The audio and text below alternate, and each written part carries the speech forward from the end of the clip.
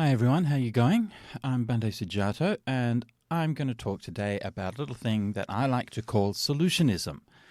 And we're going to spend a little bit of time here, so settle back, relax.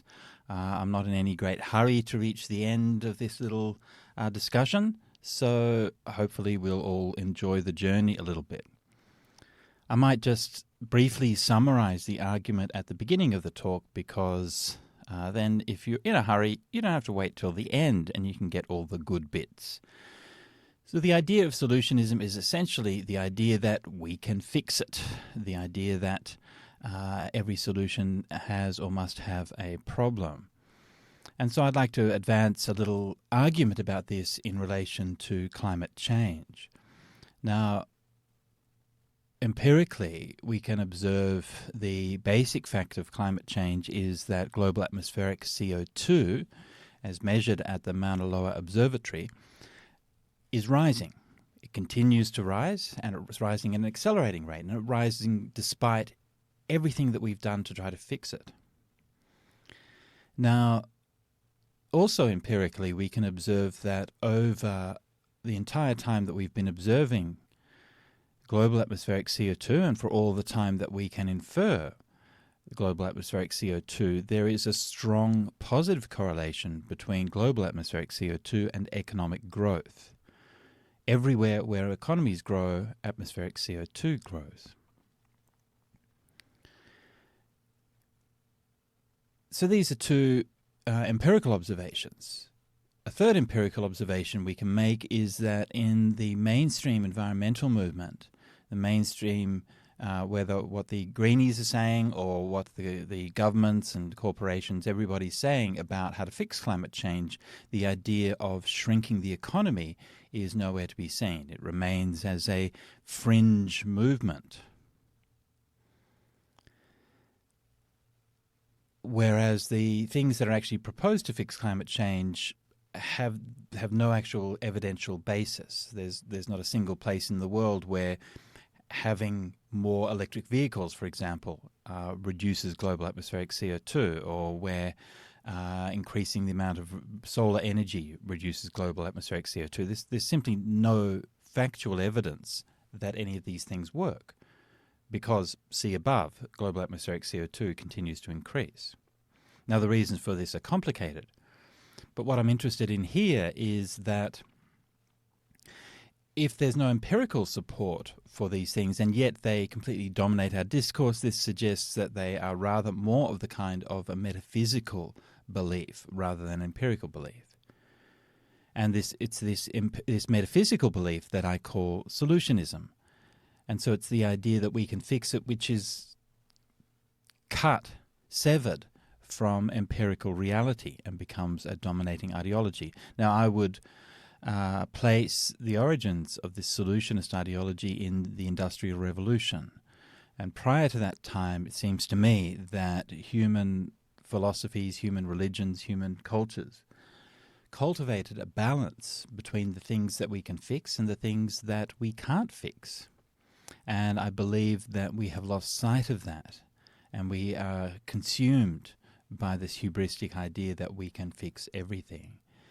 And this leads to the leitmotif of the modern environmental movement being save the planet, rather than the recognition that the planet is actually just fine and we don't need to save it.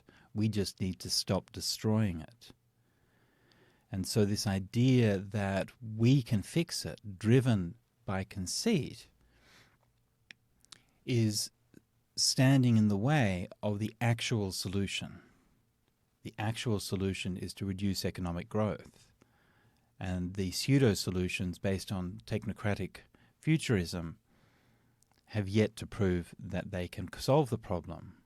No doubt, to be sure, that they can solve certain problems and they can help certain issues in certain ways, but there's no proof that they'll actually solve the whole problem. And there's certainly no proof that, having solved the problem, that they won't end up making things worse again in the future. So this is the idea of solutionism, and something like the shape of the argument that I want to make. And the consequence of the argument is very simply that we should all, and this is going to be shocking to you, I know, but we should all be a little bit more content. And we should all live, I don't know, a little bit more like a Buddhist monastic. We should not worry so much about the physical things that we have. And we should practice a bit more moderation and restraint, and even, shockingly, renunciation, being happy to have less. So this is the argument that I'm going to make, and that's the overview of it, and I'll now sort of go back over that same ground and just cover it in a little bit more detail. When I started thinking about the idea of solutionism, it was really just a term that I made up in my head, and it seemed to fit. And just recently I found that it's actually used out there in the world by humans, actually in pretty much the same sense that I mean it in. Maybe I sort of picked it up subconsciously reading it somewhere, I don't know, but the Wiktionary, Free Dictionary, defines solutionism as the belief that all difficulties have benign solutions, often of a technocratic nature, which is pretty much exactly what I'm talking about here. And just looking at some of the thinkers about solutionism, the name that comes up here is Evgeny Morozov.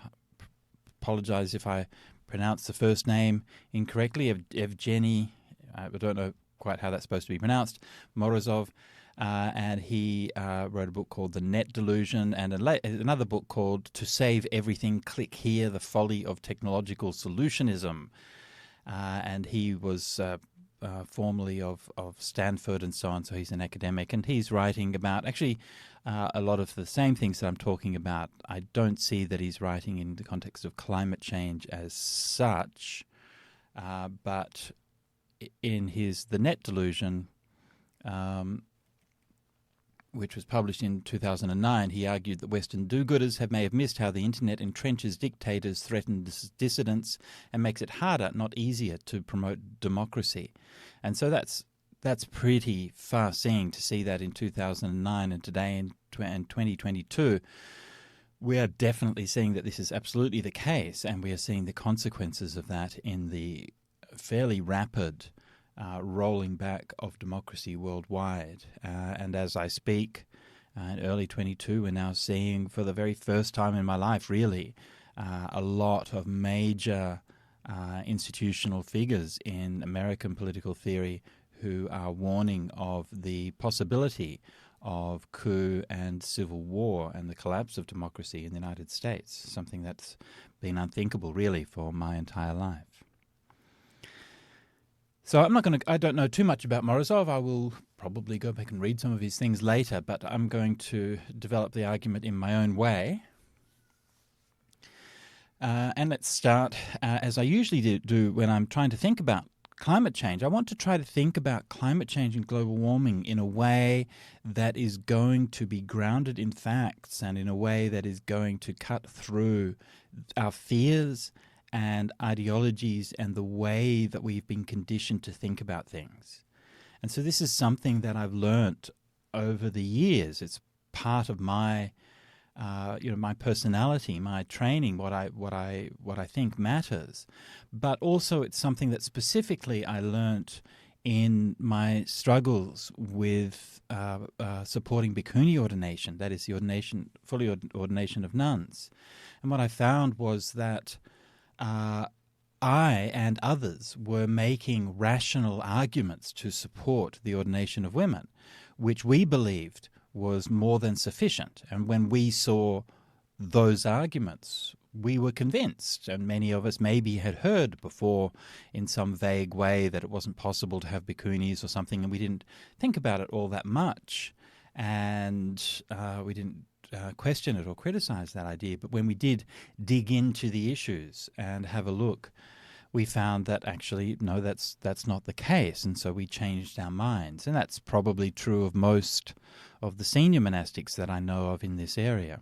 who do support bhikkhunis these days. But then when we started talking with people about this, we found, to our surprise, that this was just rejected. It was didn't take hold. It didn't convince people or persuade people.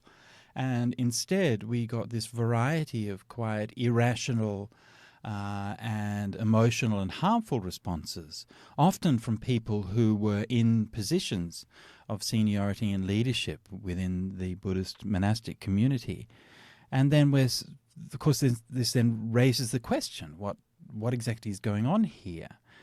And so one of the things that I learned is that there's this characteristic of rational argument, that it is used as a front. It doesn't mean to say that it's like entirely pointless or like entirely false, but there's a degree to which it's engaged with in a good faith basis, but then actually that's only within certain constraints, and the constraints themselves are not determined rationally. The constraints themselves are determined by emotions, by fears, by underlying psychological construct, like, say, misogyny, that will not permit something which is anathema to a person's psyche. So the essence of misogyny is, people think of misogyny as being the hatred of women, and they think, oh, I'm not misogynist, but misogyny isn't the hatred of women so much. The misogyny is the hatred of women out of place. And when women are threatened to come into the wrong place, that is to say, into the robes, for example, then that's where that misogyny will be sparked. And that's where you see those deep-rooted fears and ideologies come up that are not amenable to rational dialogue. And so ever since then, I've taken this as a litmus test of the degree of good faith and rationality that we can impute to a particular conversation. If we see that these reactions are coming up, that these irrational reactions to a rational dialogue are coming up, then we know that we've hit one of those boundaries. Now, the thing is, psychologically, of course, everybody has those boundaries. Everybody has something that they're going to be annoyed about, that they're going to not be used to, something that challenges them. But there's a difference between getting a reaction to something and then just entrenching that reaction in an ideological and institutional format, right? So that's what I'm talking about here. I'm talking about an ideological and institutional bedrock that becomes really immovable. And at that point, then rationality cannot succeed in persuading people. The only thing that will succeed is power. Unfortunately, I'm a monk. I hate the idea that this is the case, but it really is the case. At that point, you can't persuade people. You have to beat them. That's it. You just have to overcome them. And if you win, and if you take the power away from them, then they will be diminished in their own eyes. They will be diminished as human beings. I don't think that that's the case in the long term, but that's how they see it. I see it as breaking people free of the shackles that they've imposed upon themselves. But they would see it as, we are less than, we are, we have been frustrated, we have had things taken away from us. There's a really lovely short clip about that by Arnold Schwarzenegger, of all people, who talked about growing up in Austria after the World War II, and about seeing how the older generation of men who had been Nazis, who were just these broken human beings, full of shame and regret and guilt.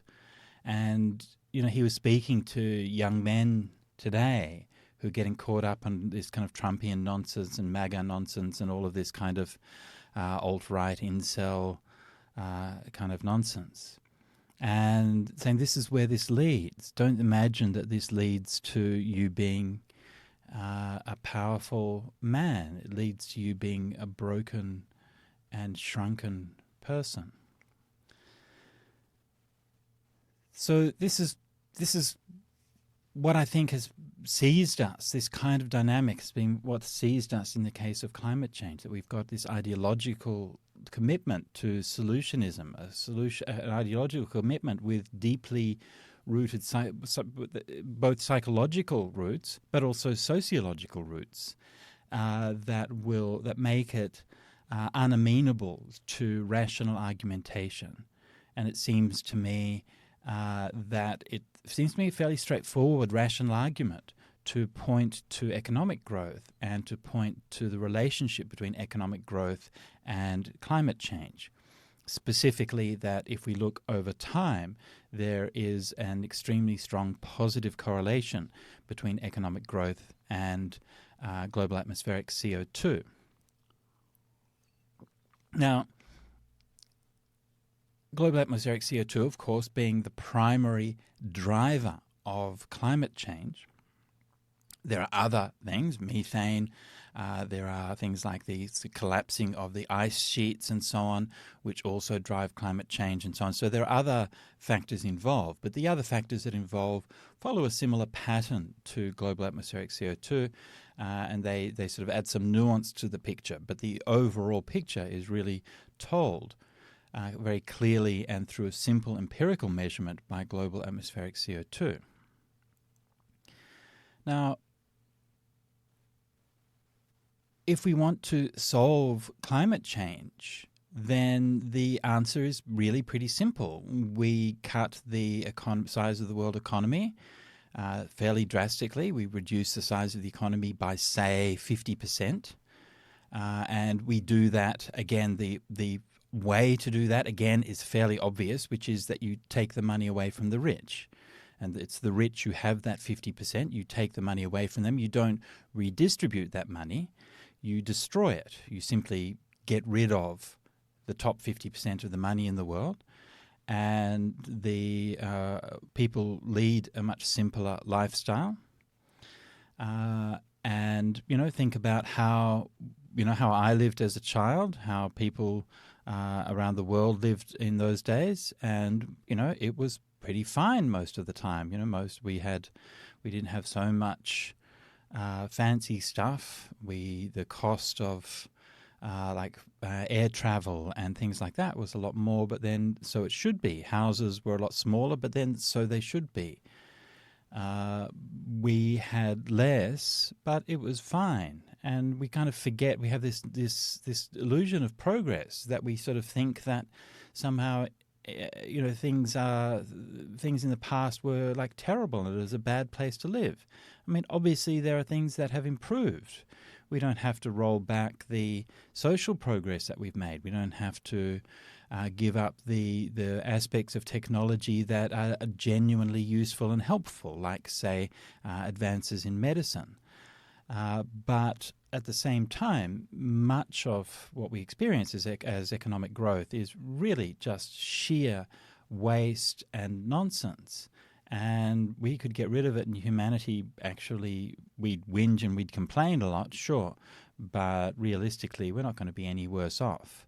And I'm not speaking as someone who, I'm not just making this stuff up. I moved from my lifestyle with what to me was a perfectly happy home background, a middle-class upbringing in Perth. My dad was a management consultant. My mum was a teacher, but she was a teacher in sort of posh private schools in Perth, so she had a decent income. My grandfather also was fairly well off. We weren't like a rich family, but we were a pretty well off family. And we never went without food. We never went. We never could not pay our bills. We had a nice house, nice school, all of these things. And when I became a monk, I lived literally in a cave on the side of a cliff. I lived in a little tiny bamboo hut, smaller than probably the room that you're staying in now. And I was so happy. and I felt so free. And I would look at all of the people in the village who had far less than I had when I was growing up. Like when I was in Thailand, you'd walk through the village and people live in these simple homes, wooden homes with the style of home would usually be timber, but lifted off the ground, and a tin roof. And you'd look at the few simple things that those people would own. They'd have a television. At the village, one of the villages I was at, they'd only recently brought in electricity. But they'd have a TV, maybe they'd have, a motorbike or two. They'd have a fridge. They'd have a few kind of amenities like this and a few things. And I'd look at these things and think, I actually don't really want any of those things. Even those few simple things are more than I need. And so here I am today, now I'm now 20-something years older than I was then, living in Harris Park, and I have more things than I had in those days. And I'm staying in a nice flat. It's a simple, basic flat from most people's point of view. One of those kind of pretty ugly 1960s or 1950s flats in one of the cheapest areas to rent in Sydney, in Harris Park. But to me, this is luxury. And, I have hot water that I can turn on the tap. It's amazing. I don't just have hot water. I have water that I can turn on the tap. I have electricity. I have, even the computers and computer equipment that I'm using to record this talk, which are things that didn't even exist when I became a monk. So to me, this is a life of plenty and a life of luxury. And it's a life that has far more than what I need. And how much do we want, actually? So a little kind of silly little monk's anecdote here. So Buddhist monks and nuns can't use, according to our Vinaya, can't use money. It's a complicated story. Actually, a lot of monks and nuns do, in fact, use money, but according to our Vinaya, we shouldn't. So in our order, in our tradition, we don't use money at all. Now, there's a slightly controversial thing around the use of gift cards, because with a gift card, the thing that we can't do is we can't order the transfer of money. So I can't say to somebody, I can't use cash myself, and I can't say to somebody, take this money and transfer it in that way. But there is an allowance in the Vinaya for setting up an account at a shop where somebody will pay some money to a shop, and then you can go in and say you want the thing in the shop, and then the shop owner will supply it to you. And so with modern gift cards, then that seems, by analogy with that seems like a sort of similar kind of setup, because if you buy something with a gift card, no money is actually transferred. The money's already been transferred to the company that owns the gift card. And it's similar actually to like a traffic card, like a public transport card. So which we use all the time here in Sydney to catch trains and so on. So technically, I think that it's probably okay to use a gift card. Anyway, somebody gave me one, $50 at Woolies. And I'm like, why do I want $50 at Woolies for? And I talked about it with people. We joked about it, like, what am I going to get for that? And the other day, I thought, I'll just go for a wander down to a local Woolies and see what they have. The first time I've been into a Woolies supermarket for probably at least a quarter of a century. And I'm like, okay, let's see if I can get something, and just to sort of play around and see what was there. And I'll go in there and you're looking around and you're thinking, I wandered down the aisles and looked at every one of the aisles and looked at all the people around there. And then it just took me like 5 minutes, not even that, to realize there's like literally nothing here that I want. And even if I could, if somebody could say, just have anything you want from this place, I would say that there's literally nothing that I want. And I mean, obviously, a part of that, and a major part of that, is the fact that I'm supported in all of the important things in my life by the Buddhist community, who give me food every day and who give me a place to eat, to live, and so on. And so, I'm not saying that we need nothing, and I'm not saying that we can live independent of any of those material things. I'm simply saying that if you want to, it's easy to be satisfied by the things that you have, and to not be caught up in this desire that there must be something that you're going to have to fulfill yourself or to make yourself happy. Anyway, so back to the idea of solutionism. So again, the idea is that global atmospheric CO2 keeps on rising, economic growth keeps on happening, and they have a strong positive correlation. If we look at a few places where, for example, the 2008 economic crisis, where the economy's contracted for a short time, and then we can see that that does sort of correlate to reduction in emissions for that period, but it's like a very kind of small, kind of minor thing. But it still sort of shows that correlation holds true. And the entirety of the modern environmental discourse is based on the idea that we can disengage. What do they call it? There's a word that they use for it. It'll come to me in a minute. That we can disengage or disconnect economic growth from climate change. That we can continue to have climate change. We can continue to have economic growth, but while reducing emissions and avoiding the harmful consequences of climate change. The problem is that this theory has never been substantiated. Like, there's literally no evidence that that works at all. It's purely a speculative hypothesis, and it's what the entire approach of the world community to dealing with climate change is. Now, of course, it's not an unreasonable hypothesis, right? It's not an irrational one in and of itself. It's perfectly sensible that there are certain things, certain technologies that are creating this problem, and we identify those, we change to less harmful technologies, and it should solve the problem. I mean, it's a reasonable hypothesis, to be sure, but it doesn't actually have any evidential support. There's no sign in global atmospheric CO2 that any of the things that we have done over the past decades have made any difference whatsoever. Now, of course, we can look at it, and one of the problems with that idea is that you can look at it in what people do is that they will narrow down the scope. They will look at like a particular country and the emissions of that country and the absorption of CO2, and they'll look at the particular details around that country or particular details around, say, a certain industry. You look at, say, the electricity production industry, and you'll say, well, look, in Germany, the amount of CO2 has been reduced by so-and-so, and we've got this much renewables and so on. So we slice up the world's economy, and we slice up the problem into a small little sliver, and we say, well, look, it works in that sliver. But then the unspoken assumption there is that therefore it can be made to work on a global scale. And that's the thing that has no proof.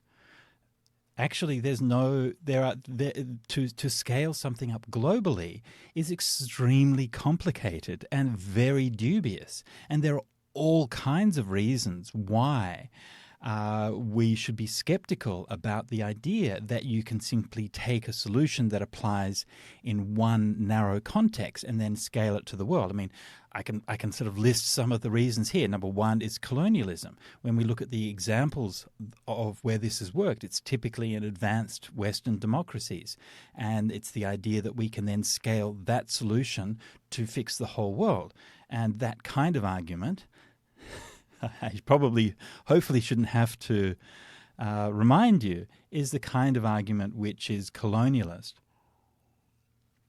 and which assumes that problems and solutions are going to be equal all over the world, and that's probably not the case. The second problem with that argument is that it's based on a set of assumptions which are leaky.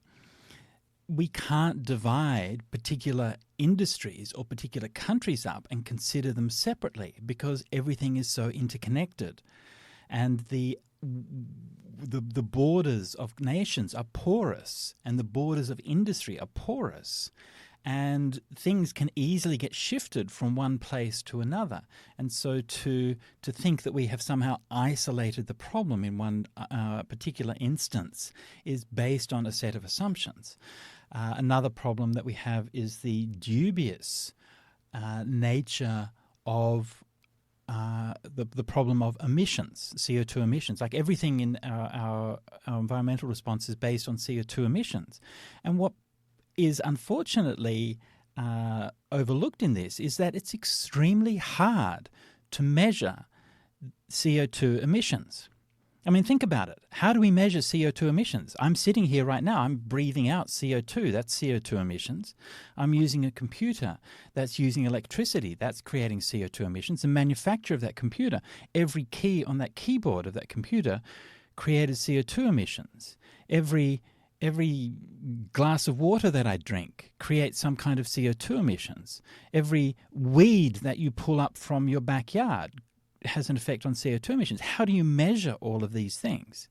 And the answer to that, of course, is that you measure it by making huge assumptions over blanket, vast industries and regions and areas, and you use that to guesstimate CO2 emissions. But when we dig down into those assumptions and how they actually work in practice, what we notice is that the people who are charged with making those assumptions are strongly motivated to lie about them.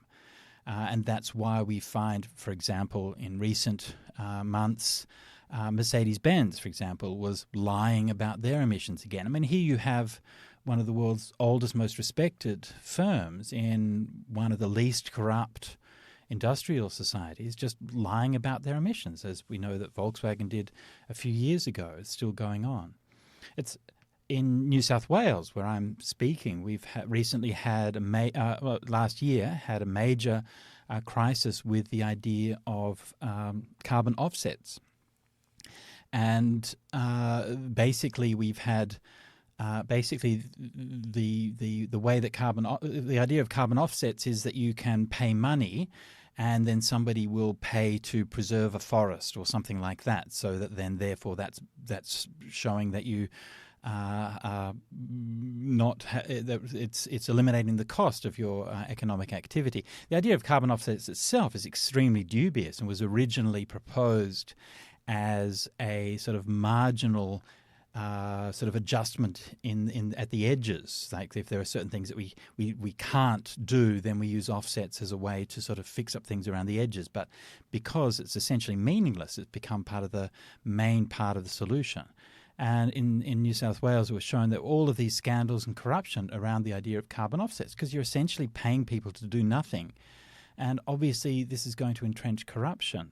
And the offsets program here seems to have ended up basically achieving nothing. A couple of years ago, the same thing was found in California, the world's largest carbon offsets program, and a review of it showed that it essentially achieved nothing in actually reducing CO2. So these are big deals, right? This is not just a small kind of scratching around the edge. In Australia, another recent scandal, terrible scandal. Our government, current government, Liberal government, touts the emissions which has supposedly been reduced in our country since 2006 is what it uses as the benchmark, 2006 being the high point of our emissions. And the emissions reductions that we've achieved are extremely modest compared to any comparable industrialized society. And yet our government thinks that that's enough and that we don't really need to do anything else.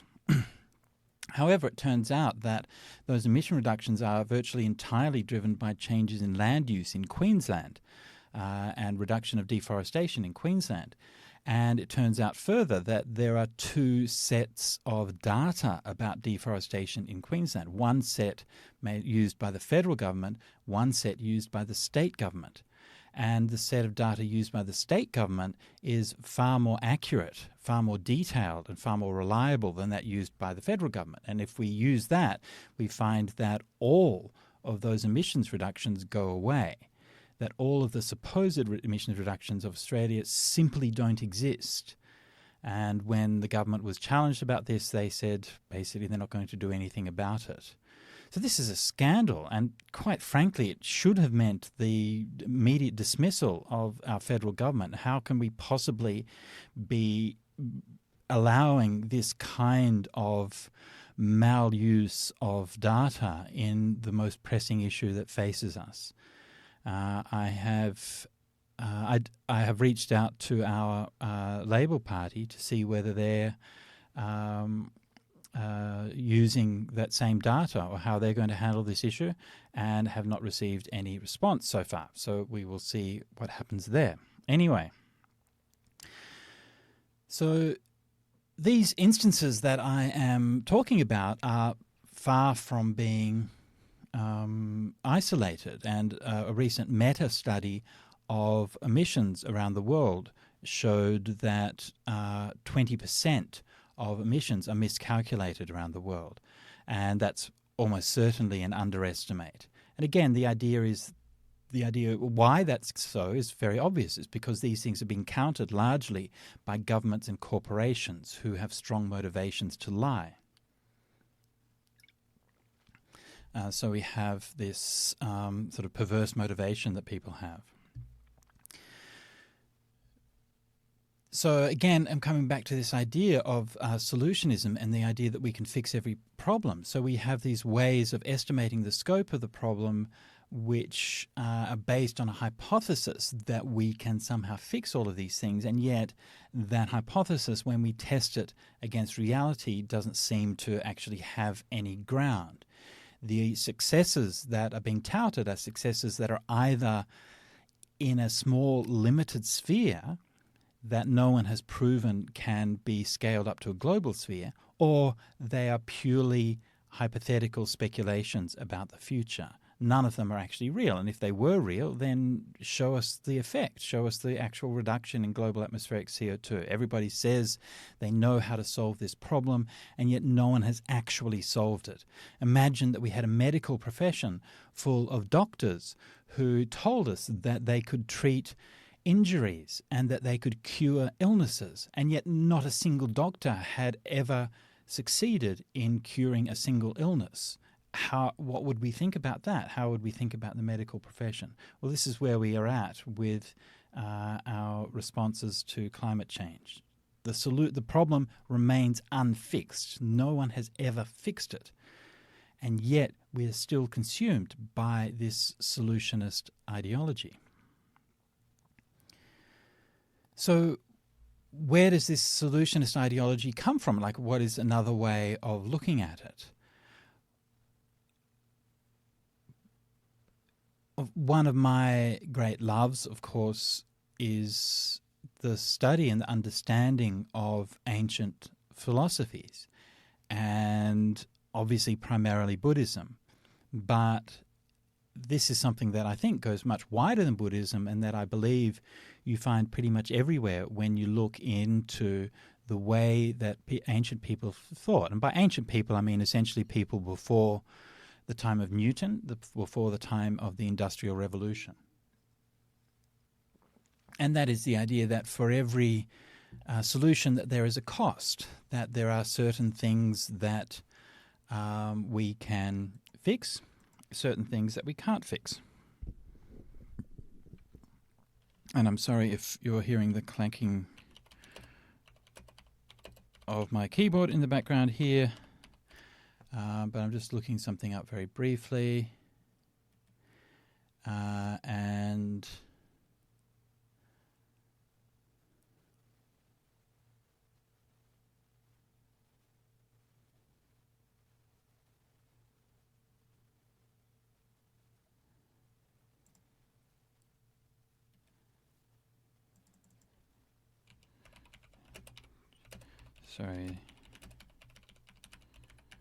sorry about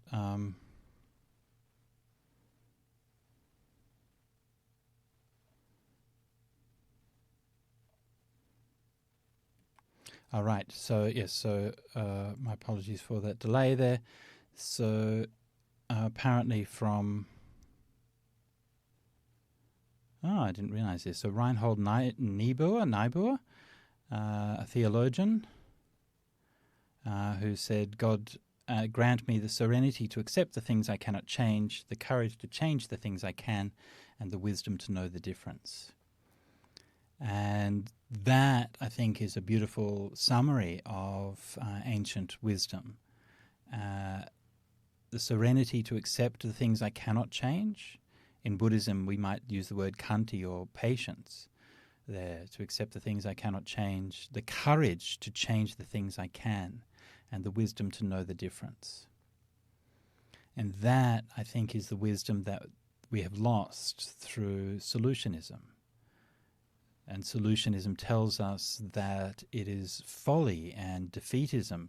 It's a sign of moral malaise to accept that there are some things that I cannot change. And we find this kind of language throughout modern sort of progressive dialogue, the dialogue of empowerment. You can make the difference. You can be whoever you want to be. You can change the world. And of course, the reality and the sad and the sadly obvious fact is it's simply untrue. We can't change the world, actually. There are 8 billion people in the world, and very, very few of those people end up making any substantial difference in the world. And even those people who are in positions of power are keenly aware of their limited capacity to change the world. And so yet we keep on telling these people these things. We tell children, you can be whatever you want to be. You can take control of your own life, and all of these kinds of things that are these kind of positive sounding things. But to be honest, I think they're not true. And I mean, it's not so much that they're not true. They're not moral. Like if you tell a person you can change the world, what are we actually saying when we say that? I mean, there are 8 billion people in the world. What is it that gives me the right to impose my vision of the world on those 8 billion people? Why should I be able to change the world? I mean, is that even right to think that? Is it even vaguely moral to think that it's a good thing if a single person can change the world? Can impose their ideas on the 8 billion other people? I'm not at all convinced that that's a world that I would like to live in, to be honest. I don't trust other people's vision for what they think about the world that I want to live in. So again, these ideologies are based on this kind of solutionist thing, this idea that we can fix it, the idea that we know what we're doing. And unfortunately, to a rather upsetting degree, we don't really know what we're doing. Anyway, so when we look at ancient wisdom, we find this kind of balance. And, you think about a Bible verse like, for everything there is a season. Again, that kind of encapsulates this thing. And of course, it goes without saying that this idea is right throughout Buddhism. Now, Buddhism is what the Buddha called a Kirya Vada. So it's a doctrine of action. So it's a doctrine whose foundational tenet is that we can act and we can do things that are meaningful and that can make a difference. But the scope of that action that the Buddha would always talk about was the scope of one's own liberation. So yes, one's actions can lead to freedom. They can lead to release from suffering. Your actions, your deeds can in fact achieve that. But the Buddha did not try to apply that same ideology to the social sphere.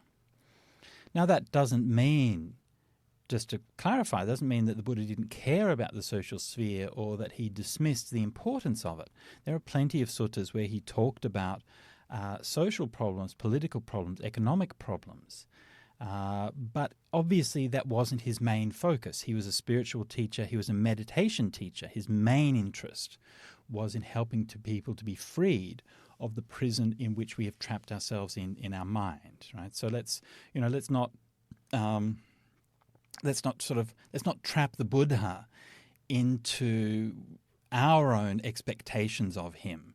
He was neither somebody who only talked about meditation and spiritual things, nor was he someone who was a social reformer who tried to change the world. He was an ascetic, he was a philosopher, he was a sage whose main focus was on finding freedom from rebirth and helping others to find freedom from their own suffering and from their own attachments, but who also appreciated and spoke from time to time about the way that social structures, political structures, economic structures also create suffering. And so even that wasn't his main emphasis, but it is certainly something that he would talk about from time to time.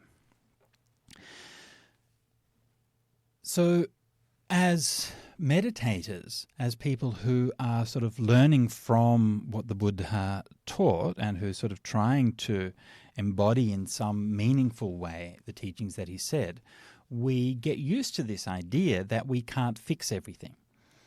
And there are many words and ideas for this in Buddhism and in meditation. People talk about, for example, non-judgmental awareness. So the idea that we can watch things without pushing them away or desiring them and so on.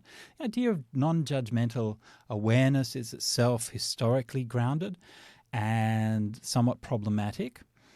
But there's certainly something to that idea that in Buddhism and Buddhist meditation, letting go is the path to peace. The Buddha has said, "Vosagaramanang karitva labati samadhing labati citta saikagatang." Based on letting go, one finds immersion, one finds oneness of mind. And so that deep peace and stillness of mind comes from being able to let go.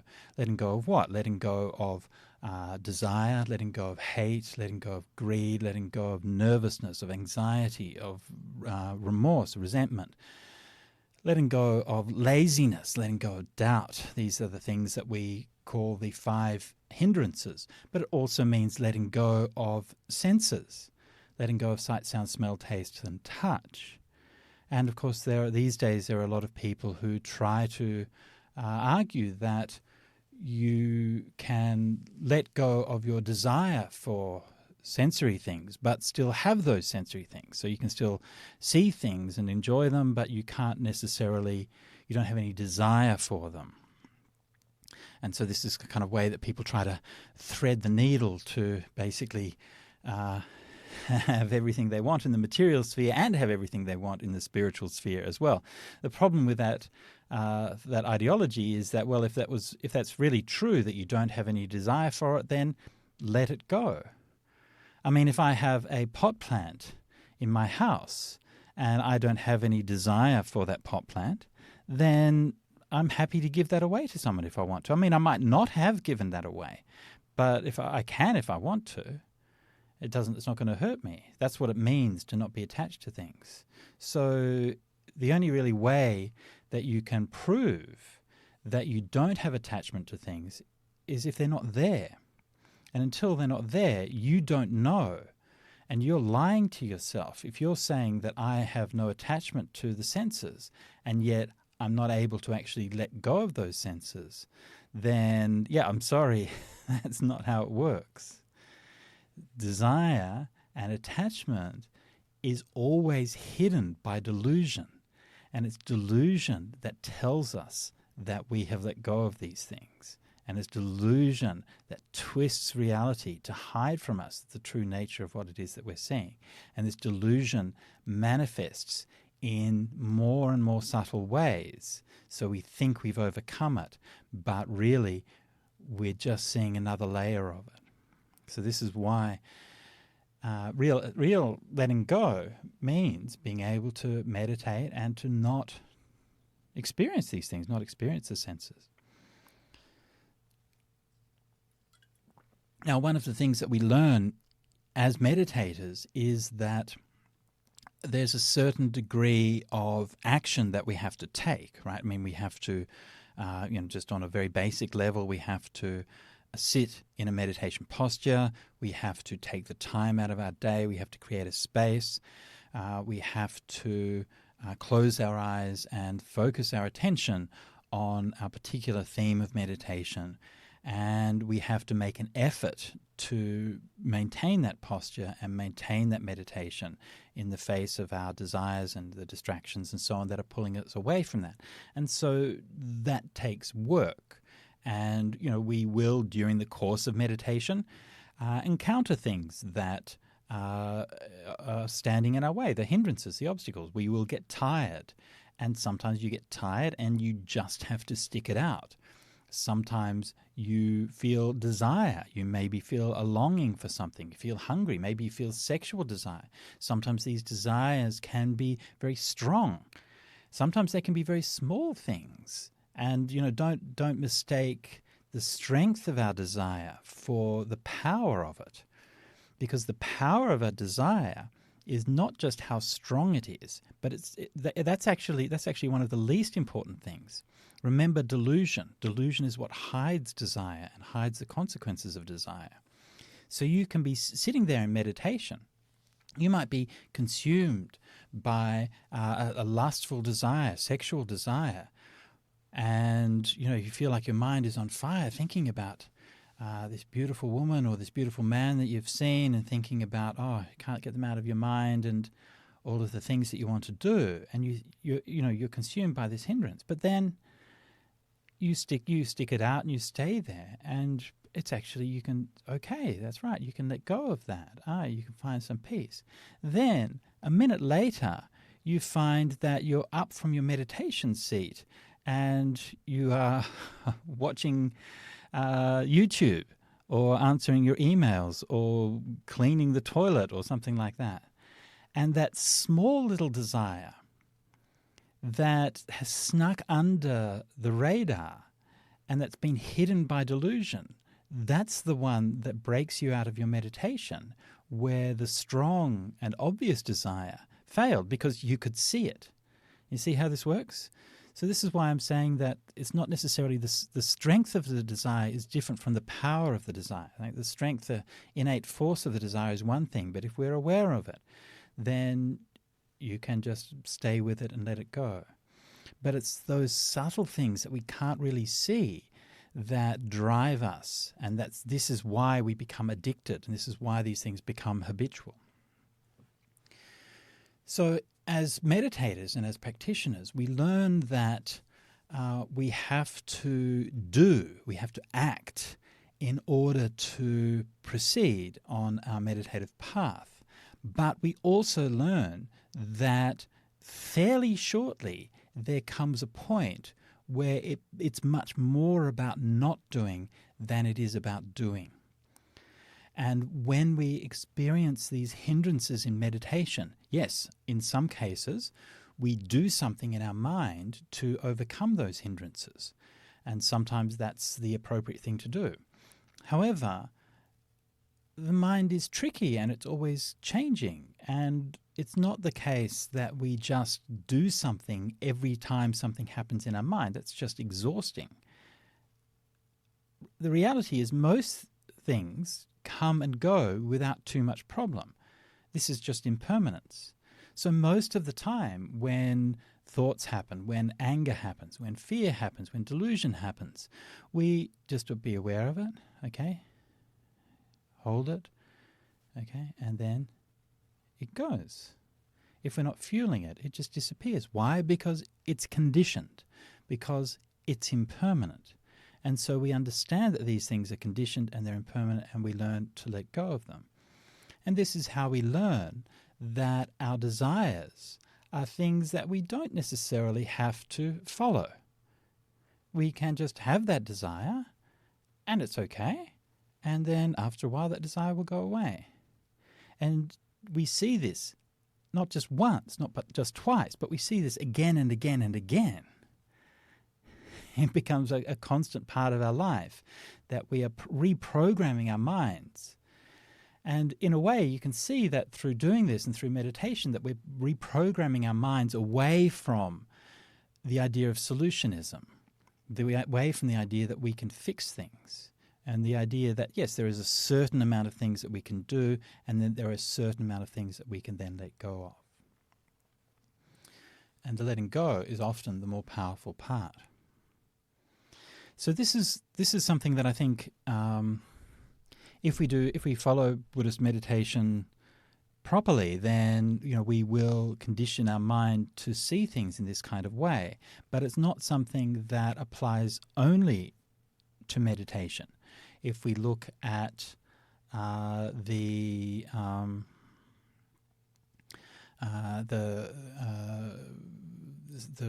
economic sphere, the world of social action, in ancient times, we can see that there were similar principles which were also used. And the most obvious example here is agriculture. And in agriculture, people would have a time to sow the field, a time to plow the field, a time to plant, a time to grow. And when growing, nothing much happens. I mean, it's interesting. I've spent time in northeast Thailand where people would follow that sort of ancient rhythm of growing the rice in the paddies. And in the summertime, when the rice is growing, that's the time for parties. It's the time for all-night festivals. It's the time for doing building work. It's the time for doing all the things that one might not normally do. And a lot of the time, it's the time for not doing very much at all. And people would just kind of hang out. And that's a part of the rhythm of the year. And it's not, and the idea that you have time to relax is not something that a boss will give you. It's not a present, and it's not something you have to fight for, and it's not a right that you should demand for. But it's just how the world works, that there's a time to work and there's a time to rest. And when the crop is growing in the fields, you keep an eye on it.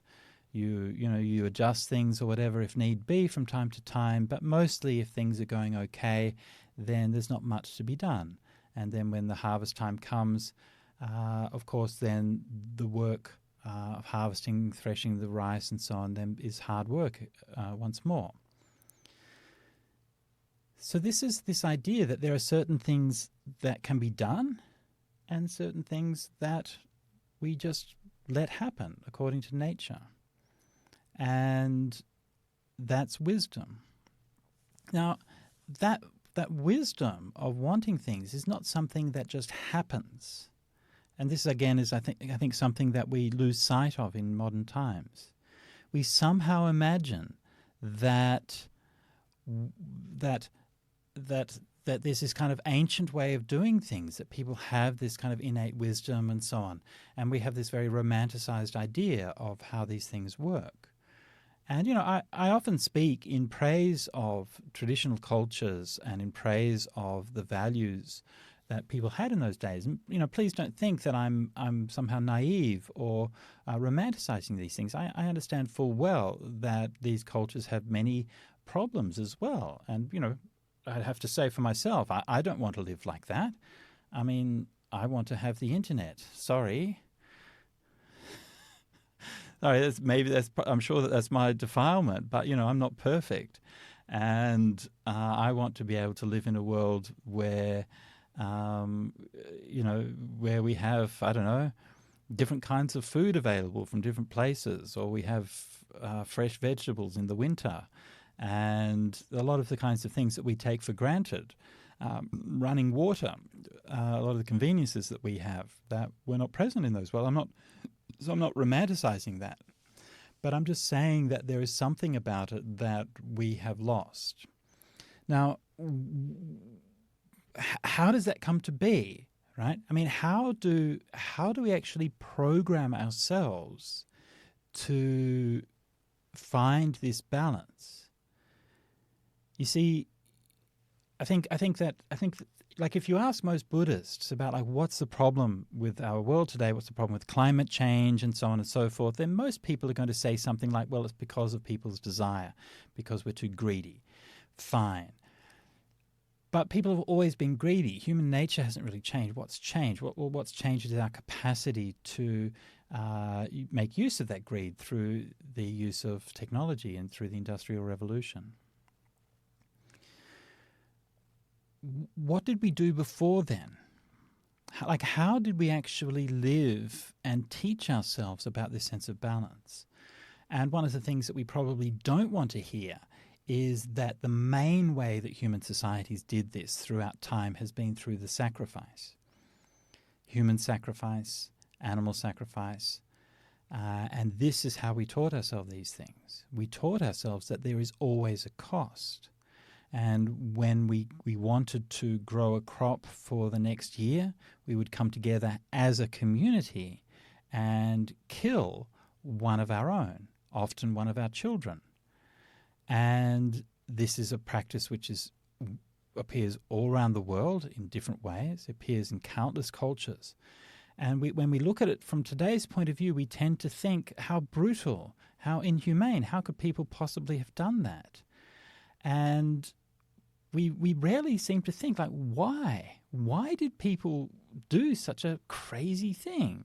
What's actually going on with that? Why on earth would people act in such a way? And not just in one place or another place. It's not something that we can other. It's so worldwide. I mean, I'm not going to say it's universal, but it's kind of close to being universal.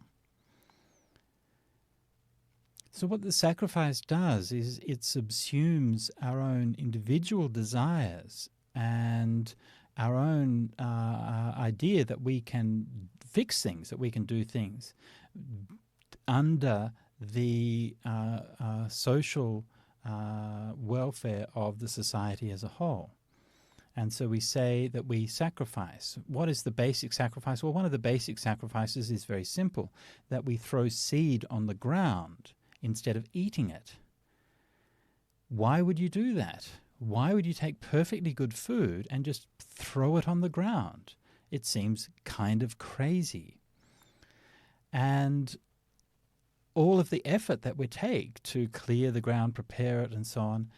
And what we're teaching ourselves with the sacrifice is that we're teaching us that there is a cycle of which we are part, that there is death, yes, but from that death there is also life. And we are not isolated from that cycle. We are part of that cycle. And so the performance of a sacrifice is the participation in a cycle of life and death. Now, sacrifice is a very wide-ranging and very diverse phenomenon, so it's hard to generalize about it too much. But one thing that you can see in a number of the anthropological accounts of ancient sacrifice was that the people who were being sacrificed, I mean, not to speak of animal sacrifice as well, but even human sacrifice, the people who were being sacrificed frequently were acquiescing to it, that they were not objecting to it. I'm not saying that was always the case, it wasn't, but in some cases it was. People went quite willingly to do that.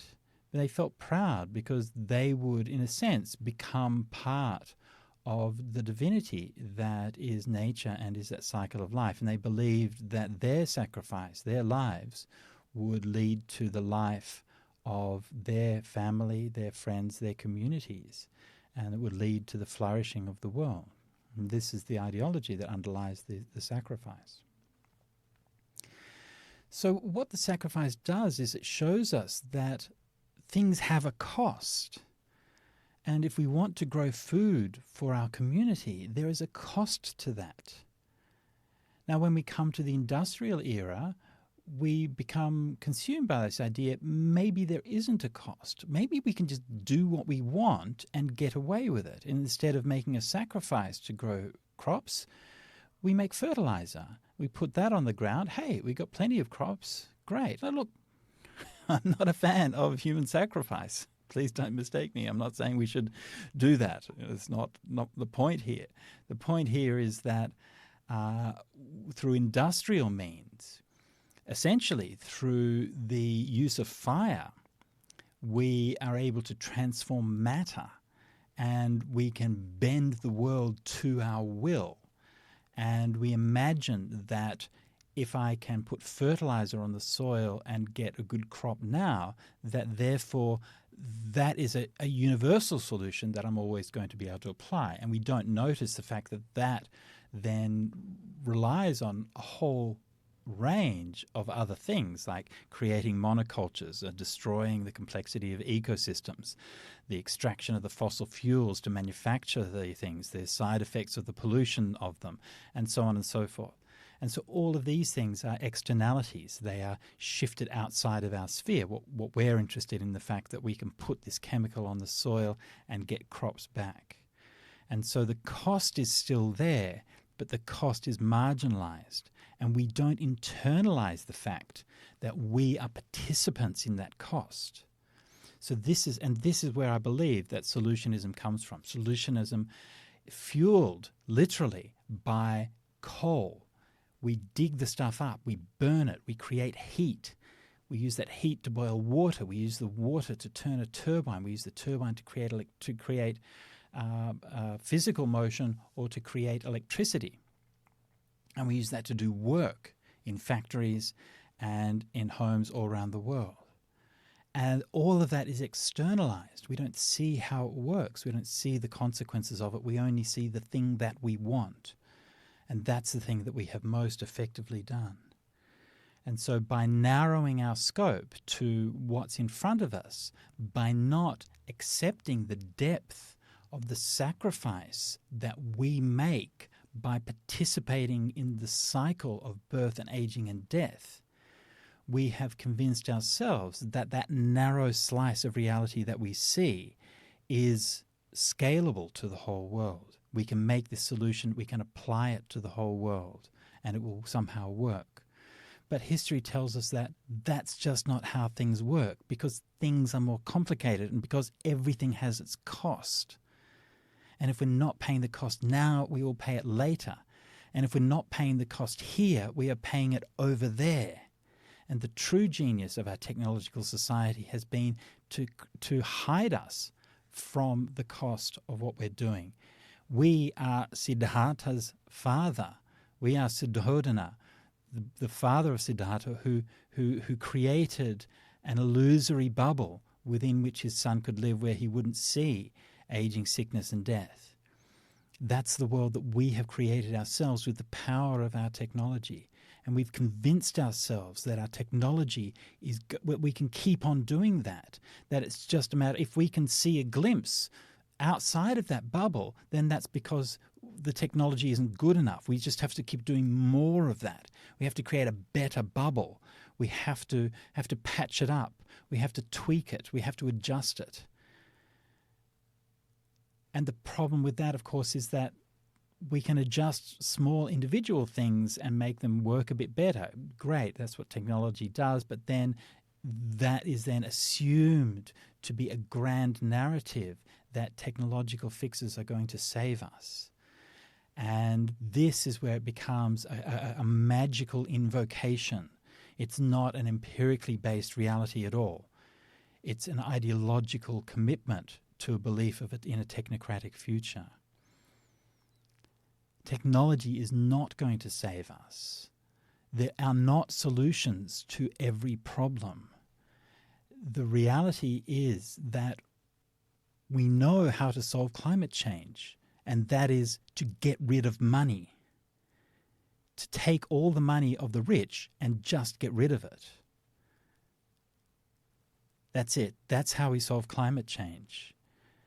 And is that going to create negative costs? Of course it is. Of course, everything creates negative costs, and this will have whole kinds of complex roll-on effects to all kinds of things, which we will have to deal with it. But one good part about that is that at least we have some idea of what will happen, because this kind of thing has happened many times in the past. Economies have collapsed and the value of money has disappeared in economies all around the world on multiple occasions. We know what that looks like. And if you do it consciously and in a planned and considered way, you can do it in a way that's going to ameliorate those effects. It's not to say that it's good or that it's not going to have a cost, because obviously it is. That's the point. Of course it's going to have a cost. But the cost is going to be far less than the cost of imagining and continuing this delusion that we can fix it. there are some things that we can't fix. Again, just to sum up, the argument that I'm making here, the overall argument that I'm making here, global atmospheric CO2 continues to rise at an accelerating rate, regardless of all of the fixes that we have tried to do, regardless of all of the people who have said, let's save the planet. The rise of CO2 is not correlated with the rollouts of new technology and all of the things that are being touted as solutions to the problem. It is, however, correlated with economic growth. And that correlation is largely ignored by those who, in the mainstream, are looking to fix these problems. The fact that the evidential solution is being ignored by the mainstream dialogue on climate change is strong evidence that that dialogue is not being driven by empiricism and rationality.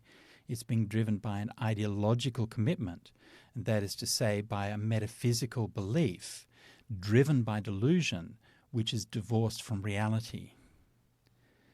And that delusional ideology is what I call solutionism, the idea that we can always fix a problem without having to incur the cost of it. The belief that all, again to quote from Wiktionary, the belief that all difficulties have benign solutions, often of a technocratic nature. This solutionist ideology I hold is driven primarily by the Industrial Revolution and by the revelation that we can dig up fossil fuels, burn it, create energy, and use it to do all kinds of stuff that were unthinkable beforehand. And we've been consumed, our egos have been inflated to an astonishing degree. We believe we can conquer death, we can believe we can colonize the galaxy, we can believe we solve all these kinds of problems. That's solutionism. Ancient wisdom teaches us that there are some things we can fix and some things that we cannot fix. And that is how nature works. Ancient wisdom teaches us that every solution has a cost, and that is how nature works. So we have forgotten, we have hidden ourselves from this ancient wisdom, which I think we still know, like I think somewhere inside us we know it.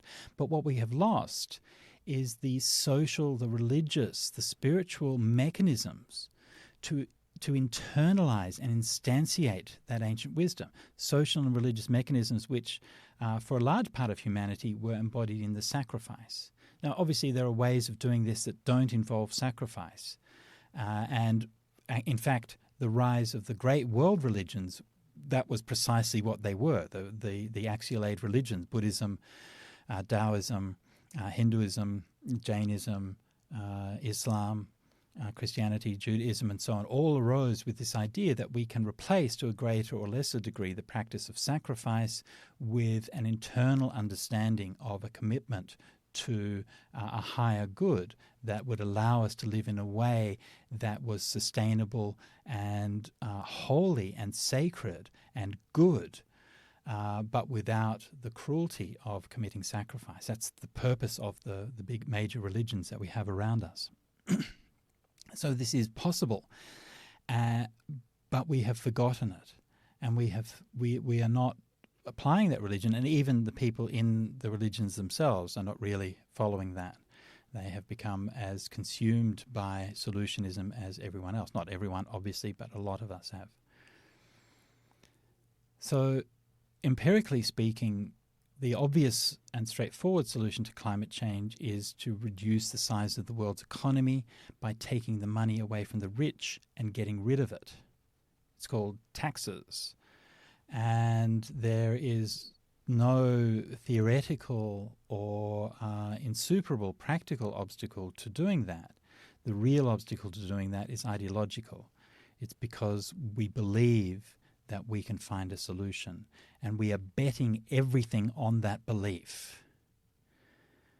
And this is this hypothetical, speculative idea that we can disconnect economic growth from climate change.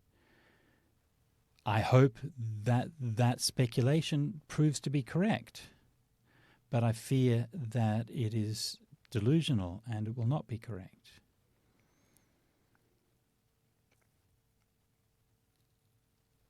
So I don't offer you any solution. I'm not trying to get you to do anything. I think for you to do action on climate change is a good thing. I try to do what I can, and hopefully you will do what you can as well. But that's not the purpose of this talk that I'm doing here. The purpose of this talk and other talks I'm giving along in a similar line are to help us reflect, to help us understand, to help us make sense of the world that we're living in and why we are doing things the way that we do and why it somehow just doesn't seem to be working. What you do with that, up to you. Can you change the world? Maybe. Probably not, but, here we are. We might as well do something with our time, right? Anyway, so that's what I had for you this morning on the topic of solutionism, and I hope that has been educational and perhaps even entertaining. And I wish you all happiness, and I hope that you and your loved ones will find happiness and find meaning in this world, in these very difficult times that we're living in.